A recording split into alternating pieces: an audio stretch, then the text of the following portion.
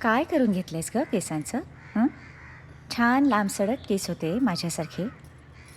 कापून टाकलेस ना? हं? आणि पातळ किती झालेत ते? तू नसतेस ना मुंबईत काळजी घ्यायला, काय होणार मग? तुला इथे यायला कोणी मनाई नाही केली? हक्काचं घर आणि मायेचा हात आहे तुझा अजून इथेच. तुलाच यायचं नसतं. हं? निदान माझ्यासाठी तरी येत जा गं.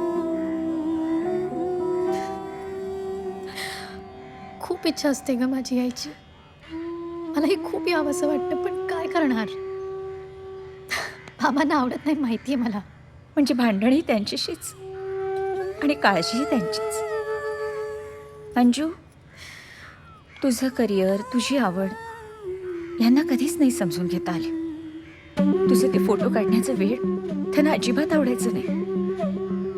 पण मी तर तुला नेहमीच हं?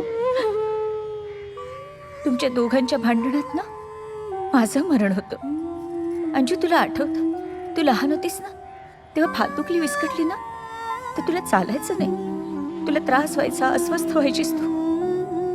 आणि आता अख्खं घर विस्कटतंय आणि तू